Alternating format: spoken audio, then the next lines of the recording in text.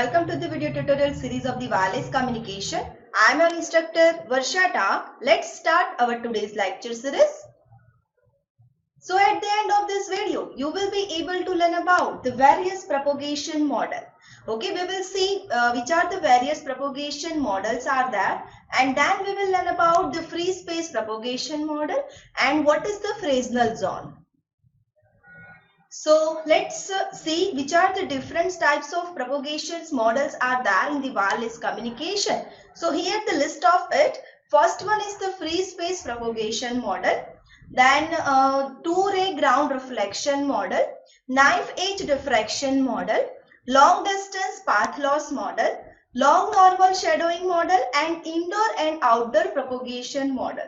So these are the different types of propagation models are there. So let's learn about it one by one. Now let's start with the first, that is the free space propagation model.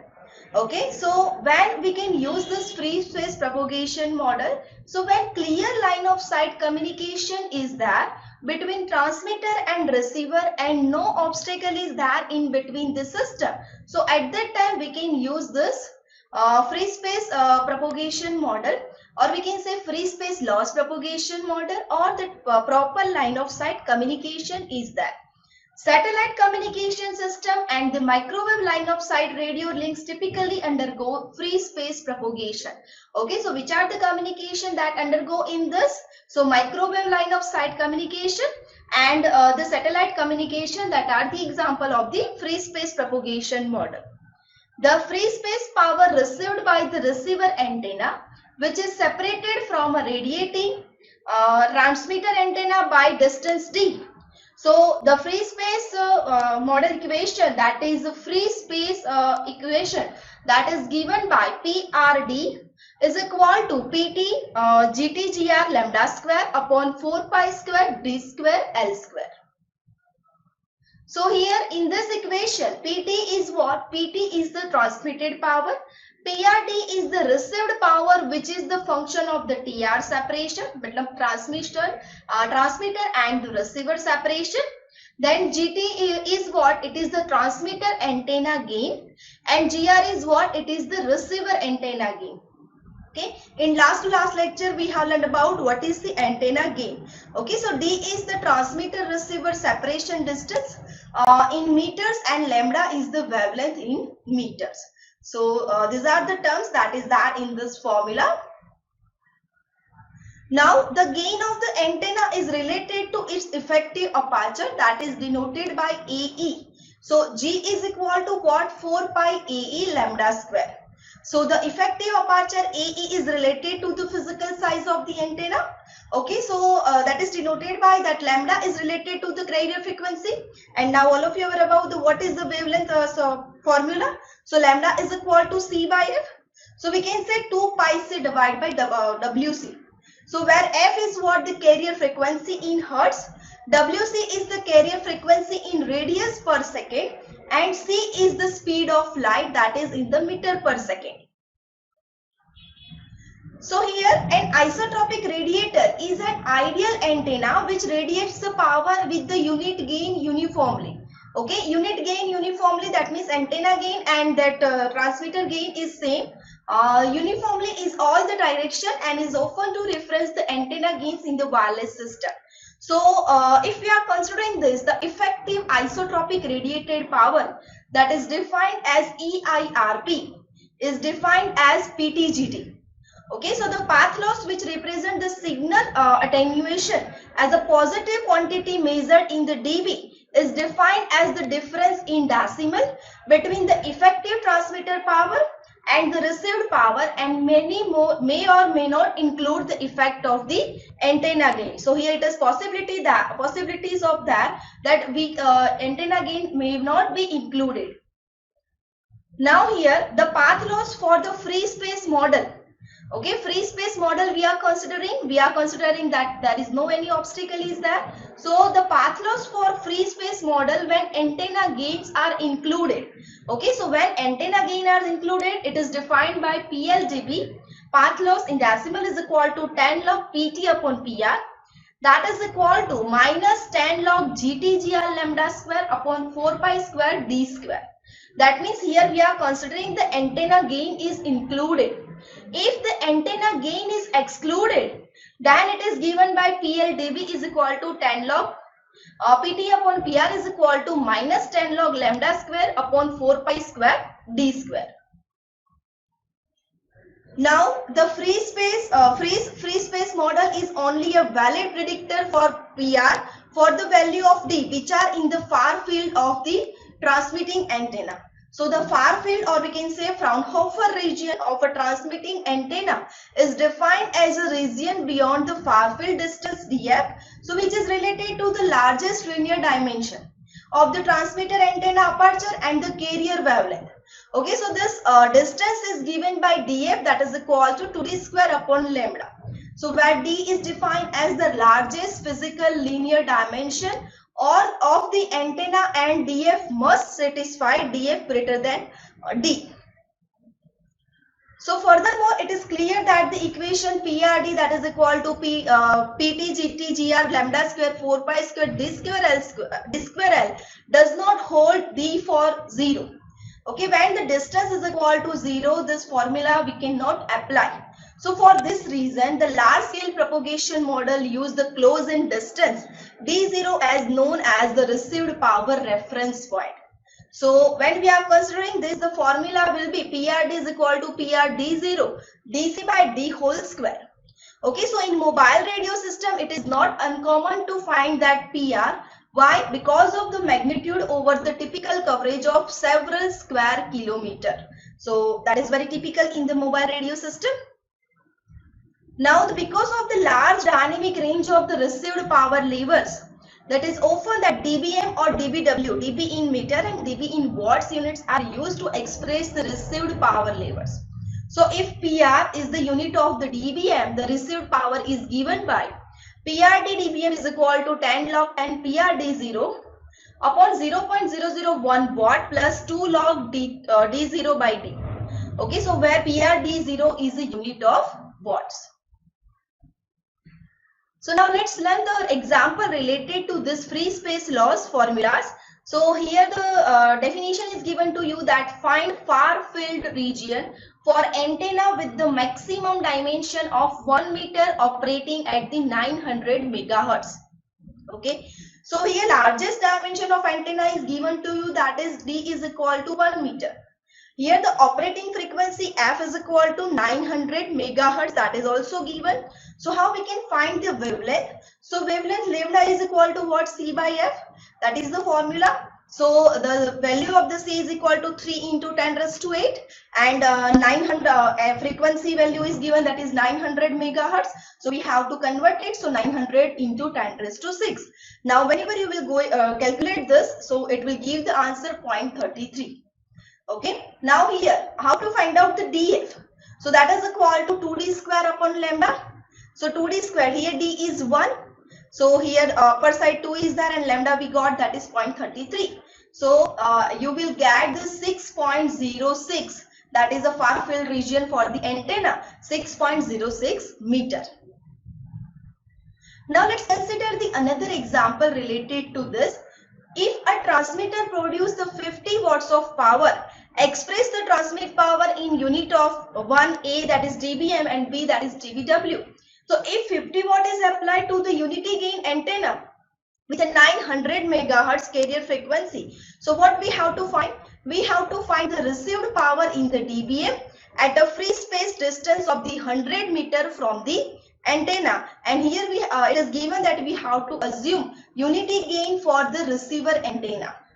Okay, so solution for this, that is here what is given, transmitter power PT is given, that is 50 watt is given, and carrier frequency FC is given, that is the 900 megahertz. So let's learn about the transmitter power in dBm and transmitter power in dBW. So to convert the transmitter power in dBm, the formula is 10 log in PT divided by 1 meter watt. So 10 log in between PT is what? 50 divided by 1 meter watt, that is 10 raised to minus 3. So you will get the answer 47 dBm. Same way transmit power in dBW. So 10 log in bracket PT watt divided by 1 watt. Okay, so 10 log 50 divided by 1 watt, that means 1. And you will, whenever you will calculate, you will get the answer 17 dBW. So this is the power in the dBm and dBW. Now using the equation PRD, that is equal to PT GT lambda square upon 4 pi square D square L square. Now we have all the values. Okay, so put it in the formula. So 50 into GT and GR is 1 by why? Because unit gain is there. Then lambda is equal to C by F. So here the C by F square is there. So 3 into 10 raised to 8 divided by 900 into 10 raised to 6. So when you and whole divided by 4 pi into 100 square. Okay, so that is given to you. So whenever you will calculate, so you will get the answer 3.5 into 10 raised to minus 6 watt, and you can convert it into whenever you will get calculate it, you will get the answer minus 54.5 dBW. Now next one is the Fresnel zone. Now what is the Fresnel zone? In point-to-point wireless communication, it is important for the line of sight between two wireless systems to be free from the obstructions. That is the any obstruction is there, building is there, wind farm is there, or any obstacle is there.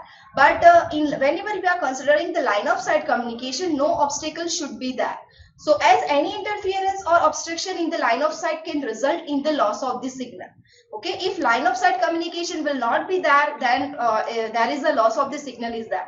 So while installing the wireless communication system, it is important to keep an elliptical region between the transmit antenna and the receive antenna that should be free from any obstructions for the proper functioning of the system. So its elliptical way it should be created for the proper functioning. If there is no any obstacle is there, that we have to check. So this 3D elliptical region between the transmit antenna and the received antenna, that is called the Fresnel zone. So what is Fresnel zone? The region that is defined between transmitter and the receiver, that is known as the Fresnel zone. The size of the ellipse is determined by the frequency of the operation and the distance between the two sides, that is the distance between the transmitter and the receiver.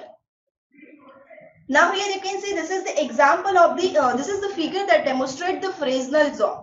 So here you can see this is the transmitter and that one is the receiver, and here this is elliptical curve that is defined as a Fresnel zone. So distance between transmitter and receiver, that is covered by the elliptical curve that is known as the Fresnel zone. And here you can see this is the building, that is the obstacle, but the distance that is defined, antenna's heights that is defined such a way so the no obstacles will be there in between the communication of the transmitter and the receiver. And here you can see the numbers of the elliptical curve is there, Fresnel zone is there. Here the first is there, second is there, and the third is there. Now the Fresnel zone is made up of the multiple zones. So with zone 1 having the strongest signal, following the zone 2 and zone 3 having the weaker signal. So in previous figure, that is here you can see the first Fresnel zone is there, second Fresnel zone is there, and third Fresnel zone is there. The highest frequency that is achieved in the first Fresnel zone. So here the strongest signals are there. Then weaker signals are there in the second Fresnel zone, and much more weaker signals are there in the third Fresnel zone. Okay, so here you can see this is again the examples of the Fresnel zone. Here the distance D1 and D2 is maintained. Okay, so the distance D1 and D2 that is defined in between the Fresnel, in between transmitter and receiver's Fresnel zone. Okay, so the center of that will be calculated as a D1 and rest of part that is calculated as a D2. So based on the figure of the Fresnel zone that is calculated using this formula, that is R is equal to under root of n D1 D2 lambda divided by D1 plus D2. So where n is equal to Fresnel zone number should be greater than 0. That should be always greater than 0. If it is 0, that there is a no meaning of this. And lambda is equal to what? Lambda is frequency. So let's see the example related to this Fresnel zone. A general design link is 55% clearance of the first Fresnel zone. So for 1 kilometer link at 2.5 gigahertz, what is the maximum first Fresnel zone radius is that, and what clearance is required for this system. Okay, so first what you have to find? You have to find the lambda. So how you can find the lambda? Here your frequency is given to you, and C is also you have. So C is equal to lambda f. So the formula of the lambda is equal to C by f. So 3 into 10 raised to 8 divided by 2.5 into 10 raised to 9, because it is given in the gigahertz. So here the link is given in the gigahertz, that is 2.5. So whenever you will calculate, you will get the answer 0.12 kilometer. So that is your lambda. Now for the first Fresnel zone, n is equal to 1. For the second Fresnel zone, n is equal to 2. So likewise, so here first Fresnel zone is given, is mentioned. So we will consider n is equal to 1. And the maximum Fresnel zone radius occur at the D1 is equal to D2, that is equal to divide by 1 kilometer divided by 2. So you will get the D1 is equal to 500 meter and D2 is equal to 500 meter. Okay, so whatever the distance that is given to you, that you should have to divide it by 2. So you will get the D1 and D2. Now put all the values in the formula. So R is equal to what? N lambda D1 D2 divided by D1 plus D2 raised to 0.5. That means we are removing the under root. So that's why we will get the raised to 0.5. And put all the value. N is equal to 1. Lambda we get, that is 0.12. D1 is 500. D2 is also 500. Same way D1 plus D2, that is 500 plus 500. So whenever you will simplify it, you will get the 30 answer. So 30 raised to 0.5. So we can consider it the 30 raised to 1 by 2. And whenever you will simplify that, you will get the answer 5.477 meter. That is the radius. And now for the 55% clearance, it will need at least 5.477 radius is that is for the nth Fresnel zone. So if you want to consider the 55% clearance, so you have to multiply it by the 55%. So 5.477 into 55 divided by 100. So you will get the answer 3.01 meter above the obstruction to line of sight path. So here you can see here the transmitter is there, receiver is there. Okay, so here the obstacle is there. So above this obstacle you require to transmit the data. Got it? So in this video we have learned about the various propagation model, that is the free space propagation model and the Fresnel zone. So thank you for watching. We will meet in the next lecture with a new topic. Thank you.